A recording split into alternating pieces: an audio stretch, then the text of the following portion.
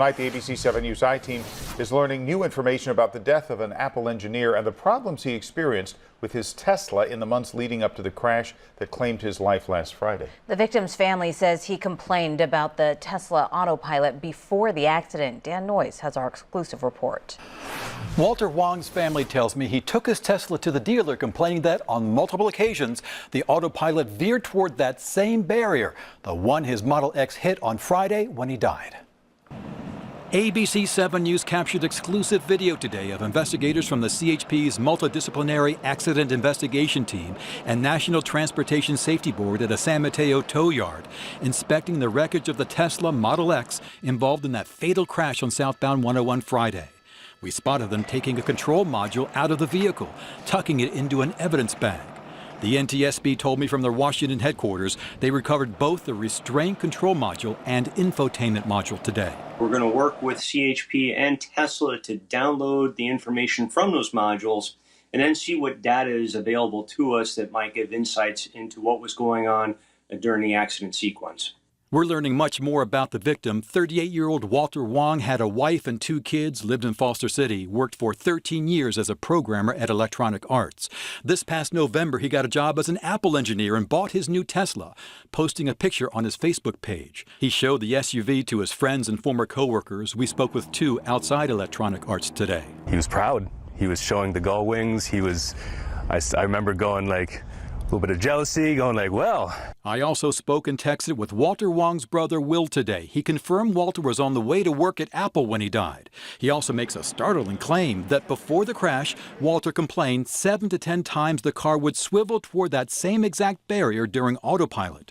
Walter took it into dealership addressing the issue, but they couldn't duplicate it there. The family's telling me that they provided an invoice to investigators that the victim took the car in because it kept veering to that exact same barrier. How important is that information? That information has been received by the CHP. They've been acting on it for some time now. In a blog post, Tesla says, our data shows that Tesla owners have driven the same stretch of highway with autopilot engaged roughly 85,000 times since autopilot was first rolled out in 2015.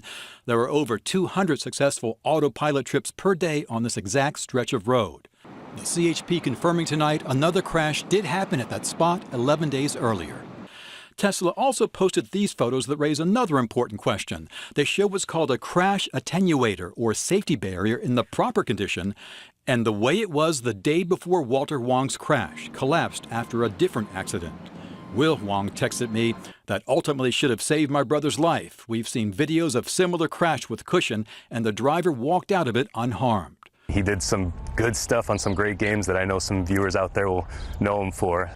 Walter Wong's friends are remembering his contributions to the gaming world and his friendship during trips to the gym. We would get together, just work it out, and he'd be there keeping me safe. I mean, that's what spotters do. They keep you safe, and I know very much that he did the same thing for his family. He slept with his kids when they had nightmares. He painted his daughter's nails. He let his daughter paint his nails. He just did like everything awesome that you should do as a dad, he did. His friends are raising money for Walter's wife and kids to help handle the expenses of the funeral and life after his death. I'm posting a link at abc7news.com. For the I-Team, Dan Noyes, ABC 7 News. Caltrans now says they are reviewing what happened with the safety barrier that Walter Wong hit, and they are cooperating with the investigation.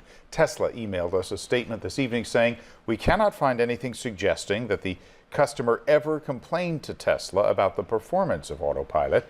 There was a concern raised at once about navigation not working correctly, but autopilot's performance is unrelated to navigation.